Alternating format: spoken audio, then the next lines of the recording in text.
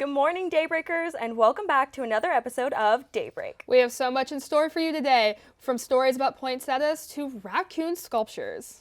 So wake up and smell the coffee, Pittsburgh. Daybreak starts right now.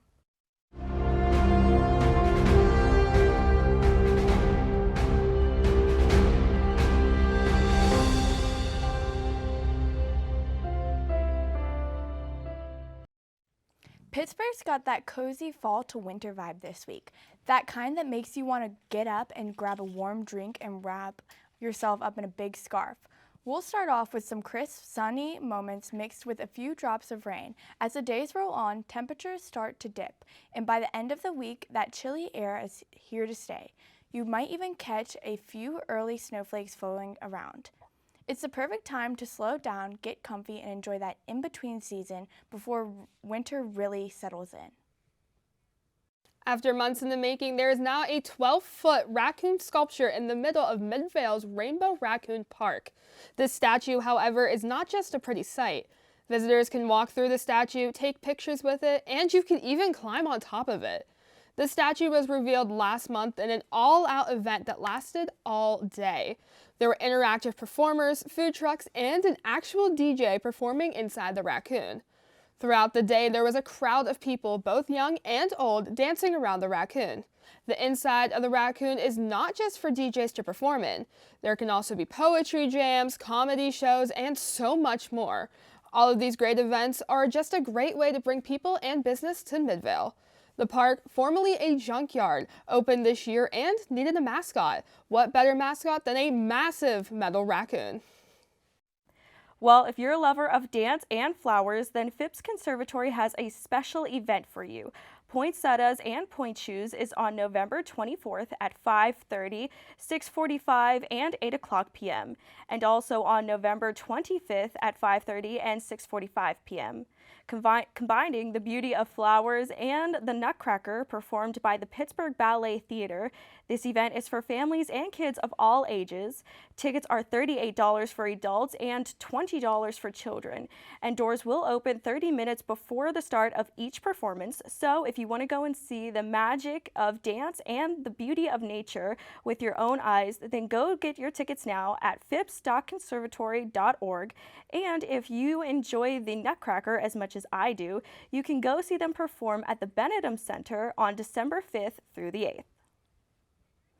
That sounds like such a fun experience. It really does. Fun. It does. I got to see the Nutcracker once perform, and they were absolutely beautiful. And I know the Phipps Conservatory always has amazing things that they sculpt in there. But I also think that the raccoon is a very I want to go thing. meet the metal raccoon. He looks like he just needs a hug. It seems like a lot of people enjoyed their time there. It was a nice does. event. From the pictures that I saw, obviously I was not able to go, but from the pictures I saw, a lot of people were enjoying it, That sounds awesome. Like a DJ inside of a massive metal raccoon. Hello, Hey. are you... What? That's what Pittsburgh has to offer. that's the best part about Pittsburgh. But also the weather. Okay, Yes. Are we gonna need our jackets anytime soon, do you think? Eventually, I feel like it's one of those moments where you have like a summery outfit underneath, and then you just have a giant coat on top, just in case. But honestly, I'm ready for the snow a little bit. It's been hot. It's been hot a couple of times, and I think we're ready for more. It's November 1st, and you know what that means. Goodbye Halloween and hello Christmas. Kennywood's Christmas Light Show had its opening night on November 1st. With the tallest Christmas tree in Pennsylvania, along with being the top 10 holiday-themed amusement parks in the U.S., make sure to go visit this holiday season.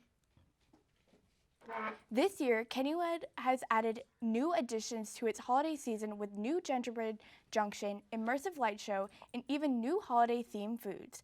Gingerbread Junction is set to have a special characters waiting to meet park-goers. The Gingerbread Express, where guests can experience riding through the life-size gingerbread village and even meet Saint Nick. Check out Kennywood's website for tickets and more details. Giant Eagle customers exchanged over 1 million pennies this past weekend during a special event titled Penny Exchange Day. Over 200 stores participated in this event. Customers were able to bring in pennies and were able to exchange them for a gift card equal to twice the amount of the value of the pennies they brought in. There was more than $2 million of Giant Eagle gift cards given out during this event. This event featured a minimum exchange of 50 cents and a maximum of $100. This comes after the U.S. Treasury announced that they were phasing out production of the penny. This is now leaving businesses short of the 1 cent coin, making it hard to give exact change. Banks are also rationing them. The penny cost the U.S. government about 3.7 cents to make. This change will save the Treasury about $56 million annually. Wow. I mean, that's actually great that they had that, but like, it's too bad I didn't know about it because I have a lot of pennies at home that I could have done that for. They didn't really publicize it that well. I saw it on Facebook probably like twice, and that was it. Yeah. But I mean, hey, something nice for everybody, and that's what matters. Especially for people who have all those leftover pennies and don't know what to do with them. That's me. Especially now that they're phasing out, like.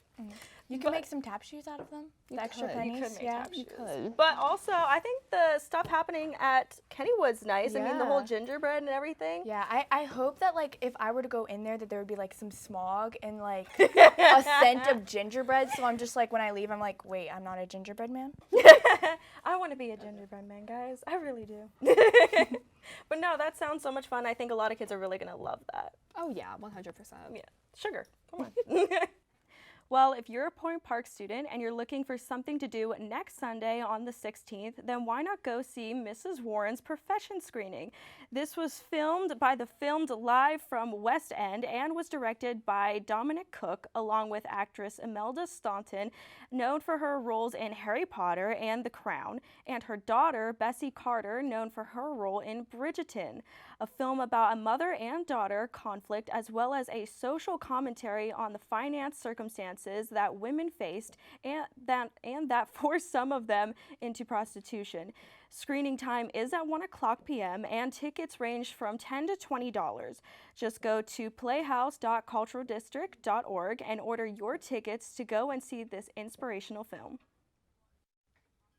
Later this November, comedy legends Steve Martin and Martin Short, say that 5 times fast, are bringing their hit show The Dukes of Funnytown to the Benham Center on Friday, November the 21st. These two have a bromance that started way back in 1986, when they first met on the set of Three Amigos. Since then, their friendship has flowered through numerous TV shows, movies, and live tours, starting their first joint tour together in 2015. Their 2025 show promises to be a joyous, self-deprecating romp filled with rapid-fire jokes, sharp wit, and plenty of laughs. But it's not just stand-up. They spice things up a little bit with musical performances, blending comedy and music to keep the audiences on their tippiest of toes. If you're a fan of classic comedy or just want to catch two masters at work, go to the show, because if you don't see it, you'll regret it for the rest of your life. Tickets are available now, so mark your pocketbook and get ready for a night full of laughs at the Benham Center. That is one way to put trying to get someone to go see a show. Yeah. Please go see the show. Or you'll regret it for the rest of your For life. the You will rest regret of it. your I'm life. sorry. You just will. The Grim Reaper will be like, really? What's that? You didn't show up to the show. Why not? The one thing. But I have to say, I mean, Mrs. Warren's Profession, I didn't know that they were related, like Imelda and Bessie. I was like, they're just two talented actresses, and I was like, I never knew. I love learning like about celebrities who are also related to each other. Like Sabrina Carpenter and the voice of Bart Simpson from The Simpsons. Are they? Hello? So the voice of Bart, her niece is Sabrina Carpenter. Yeah. Bart is a Wow. woman? Yes. Oh, okay. Bart is voiced by a woman. Talent really runs in the blood. It must, yes. That's so sad. That is so sad for the rest of us here. Well, it's time to take a quick break. When we come back, we have Sideline Slice with Jake Bell. Don't go away.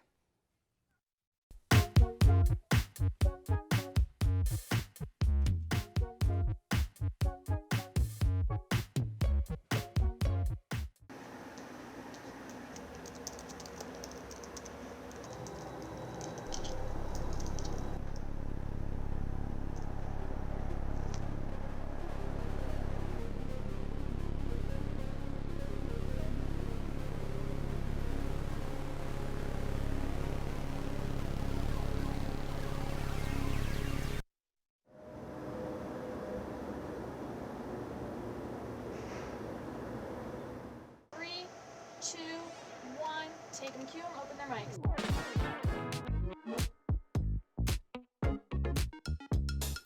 Today marked the 1-year anniversary of the Pittsburgh Post-Gazette strike. Point Park University just hosted a campus-wide meeting. Plans for the rapid transit bus line are not set to conclude until 2025.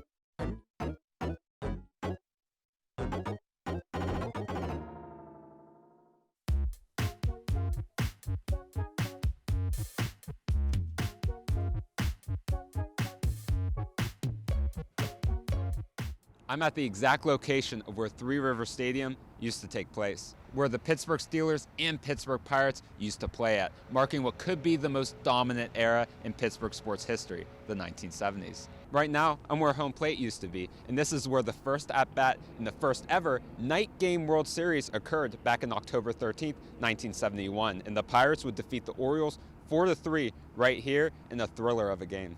Right now, I'm at where the pitcher's mound used to be, and on August 9th, 1976, pitcher John Candelaria threw the last Pirates no-hitter that wasn't a combined effort against the Los Angeles Dodgers. What also happened on this pitcher's mound was Jim Rooker and Burt Blyleven, who both outdueled the American League Cy Young Award winner Mike Flanagan in the Game 5 of the World Series back in 1979, where they would defeat the Baltimore Orioles 7-1. And now I'm at what could be the most iconic spot in Three River Stadium history, which is second base. And on September 30th, 1972, Roberto Clemente would hit a double, tipping a cap to all the fans out there, marking his 3,000th hit as a Pittsburgh Pirate, the first and only person to ever do so in franchise history. And not too far off of where second base was, you'll see we're at the exact location where the Immaculate Reception took place. And on December 23rd, 1972, running back Franco Harris would make an incredible catch on a ball that looked to be incomplete, that he was able to come in and make the catch. This would mark the beginning of a Pittsburgh Steelers dynasty that took place during this decade. The implosion of Three River Stadium took around 4,800 pounds of dynamite to finish the job, and also costed roughly $5.1 million for the process to be completed. The address for Three River Stadium was 400 Stadium Circle, but now that it's dismantled, the current site resides around parking lots in between PNC Park and Acrisure Stadium, and I would highly recommend making the trip over to view the various landmarks. Now that Three River Stadium no longer exists, the Pittsburgh Steelers and the Pittsburgh Pirates now play in two completely different stadiums. The first one is Acrisure Stadium, where the Steelers would eventually win 2 NFL championships, and the Pittsburgh Panthers would also win an ACC championship of their own. Across the street here we have PNC Park, where the Pirates play, and it's known as arguably the most beautiful ballpark in America. But that's all for me. I'm Jake Bell, reporting on the North Shore here on Daybreak. Thank you so much, Jake. Cassandra Harris is here in the studio to give us our weekly Permit-a-Smack. Cassandra? Almost simultaneously, judges in Massachusetts and Rhode Island ruled that President Donald Trump's administration must continue to fund SNAP, the nation's biggest food assistance program, on Friday, due to the government shutdown, AP says. The rulings that say withholding SNAP during the ongoing shutdown is unlawful give the administration a choice on whether to fund the program fully or partially for November, creating uncertainty for beneficiaries whose cards are usually loaded early in the month. The U.S. Department of Agriculture hand-planned to freeze payments starting November 1st, but Press Secretary Caroline Leavitt said Tuesday the administration continues to pay out SNAP using contingency funding as ordered by the two judges Monday. The government says that the emergency fund it will use has enough to cover about half the normal benefits. Trump caused confusion about this on Tuesday after he made a post on social media appearing to threaten SNAP benefits unless Democrats voted to reopen the government. Leavitt says what Trump meant by the post was that he, quote, does not want to have to tap into this fund in the future. SNAP serves about 1 in 8 Americans and roughly costs the government $8 billion per month nationally. Hi, Cass. What do you think of all of that? Right. I think that this Trump trying to extend this shutdown, putting pressure on Democrats, is really just putting more pressure on the people and causing an upset with the people and these benefits that they aren't going to have. People aren't going to be able to pay their food bills. It goes back to them relying more on food banks and relying on school lunches. Okay, thank you, Cass. We're going to go for another break. We'll be right back.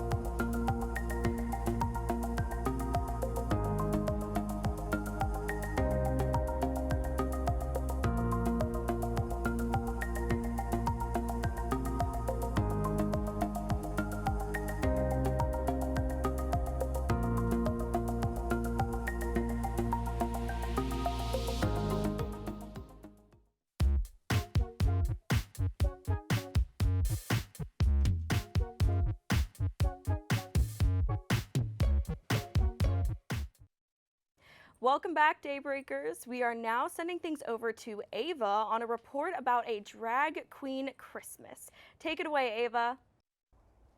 The national tour for Drag Queen Christmas is coming to the Byham Theater on Wednesday, November 19th. The show starts at 7:30 p.m., bringing holiday cheer with plenty of glitter, music, and laughs. Hosted by the drag queen Nina West, the show features big names such as Shea Cooley, Bosco, Susie Toot, and more.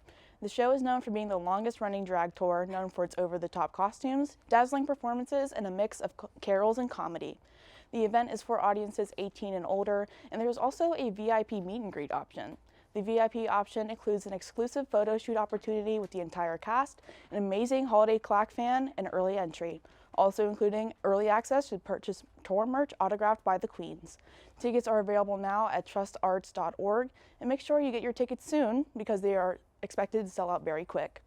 With a little humor, a lot of sparkle, and plenty of fun, a Drag Queen Christmas is set to make Pittsburgh slay this holiday season. That sounds so much fun, Ava. Now, question. You did say that there was going to be music. What type of music do you think is going to be there? So what I know is there's going to be a whole lot of different types of music. I know there's some queens that are going to sing live, which I think is really cool. That's awesome. I know there's going to be some parodies of some very popular Christmas songs. It's going to be a whole lot of, I saw some clips. It looks fantastic, by the way.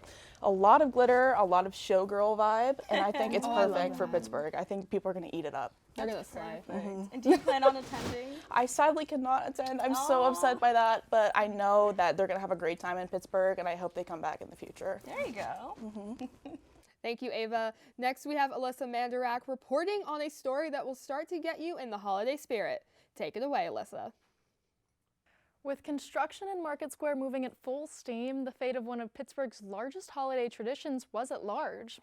Typically, the People's Gas Holiday Market filled Market Square with holiday trinkets that are homemade and transport you into a world of diverse, colorful magic.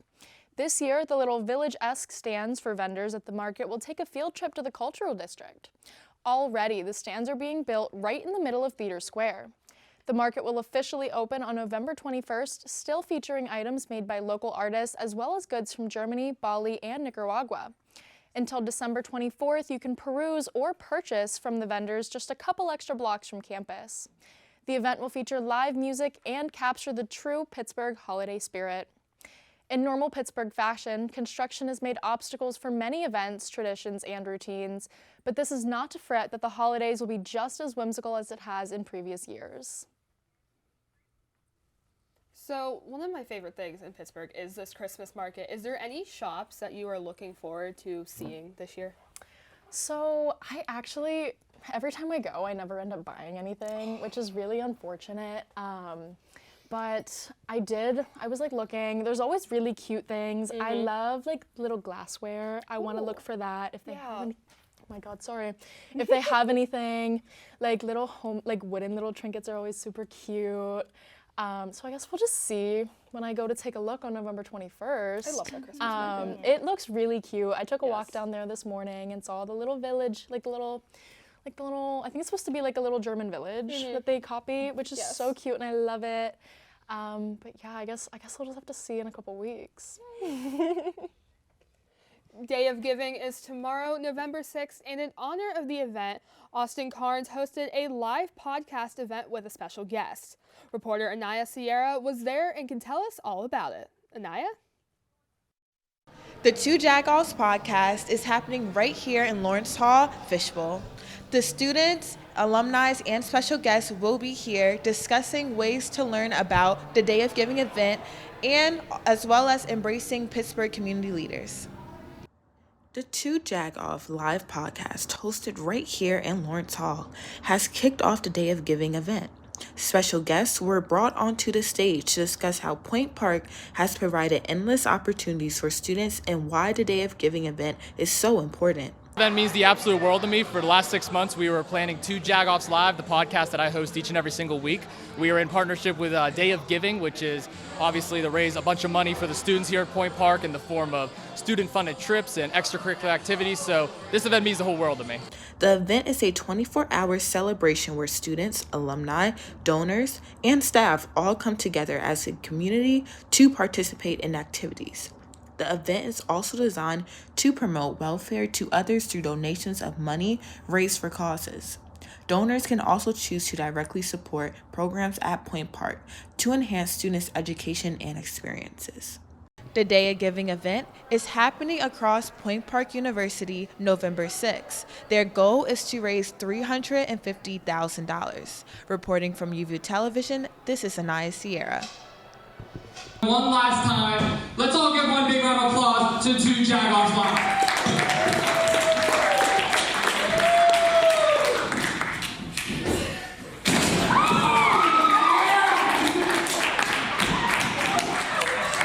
Let's hear it for 2 Jagoffs Live.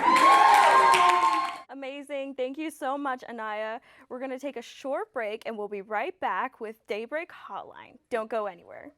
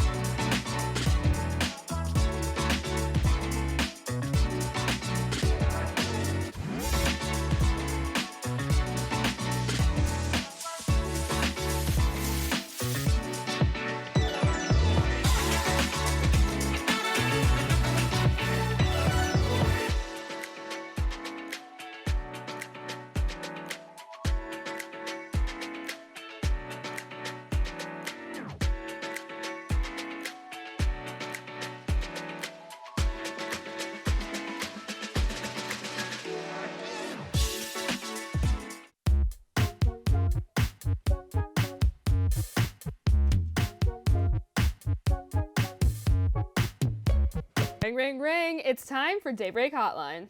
For today's Daybreak Hotline, we will be answering your guys' questions from our hotline form. Are you ready? Sure. First question. If you could have any animal as a tiny pocket-sized pet, what would it be?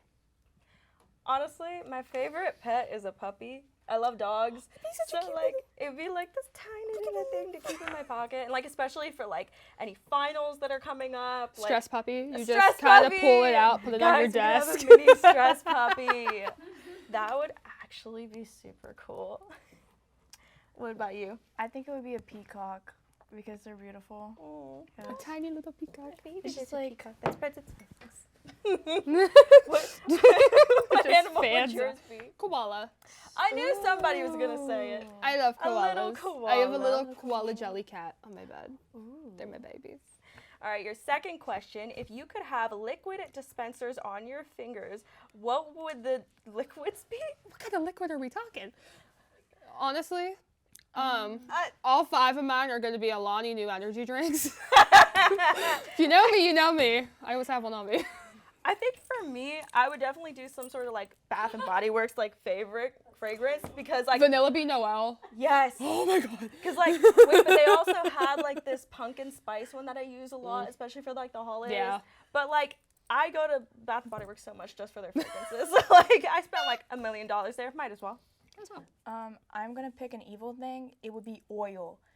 And then I would make so much money. But smart. I would donate it. I would donate it to the people that need it. Oh, there you go. Resourceful. Just So, as like, bad as evil it is, but it'd be charitable. good. Yes. Nice. Yes. All right, and the third question, at what time do you think it's appropriate to put Christmas stuff up? This is controversial. Okay, I don't know when to put it up, but for me, I celebrate both like Christmas and Russian Christmas, so they stay up forever. Yes, they do stay up forever. I can So, like, attest to that. Most of my stuff, we never take it down anyway, so there's no point in putting it up when it's still there. Honestly, yeah. Christmas is my favorite season. Same. I love pierogies. I could eat pierogies every single day of my life. So, and if you're wondering why, my family is Slavic and Polish. We make homemade pierogies every single year. Christmas starts the day after October 31st. Oh. Wow. We got so much stuff. I put mine up the 24th, and we take it down before the 25th is ended. Wow. That's a quick Christmas right there. I know nothing of that. We don't play that game. We literally put it up like right before, like a couple weeks before Christmas, and then we keep it up all the way through January, and we just like hold it there, and then it just stays up there because no one wants to take the ornaments down. It's too much work. It is too much work. Next question. What is the most overrated pasta? I don't care for pasta. I think it's all of them. I mean, I like pasta. I don't like a lot of pastas, but I don't think any of them are like overrated. I don't want to body shame a noodle, you know? I don't body there's shame a wrong noodles. answer. Maybe, no, the best one is the one that has the cup and then you just eat it and it's like, you know, it's all the flavor in it. Y'all all know what I'm talking about. Yes. Fortunately, we do. And the fifth question, if you could speak any language, what would it be? That's a great question. I mean, I think for me, I watch a lot of Asian dramas, a lot. So like it would either be between like Korean or Chinese, because I always watch that. Yeah, I'm getting a lot of yeses. What about you guys? I think I would want to have a language that they're like, there's like a mystery and we think something happened in this like place or this group of people, but we don't know what, and their language is like dead and we can't figure it out. And I'd be like, I could speak that. I would be like, I would speak that. I could speak that.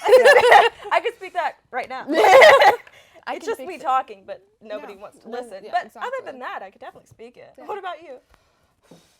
Either Polish Okay. or Romanian. Oh, that actually is kind of fun. I taught myself a tiny bit of Romanian, then my Duolingo bird kept yelling at me, so I deleted it. Isn't that unfortunate? Unfortunately, it's the end of Daybreak. If you want to see more, you can check out our episodes on our YouTube channel, UVIEW Television, or follow our Instagram at Daybreak PPU. From all of us here at Daybreak, have a good rest of your week. I'm Corinne. I'm Becca. And I'm Aiden. We'll see you next week on Daybreak.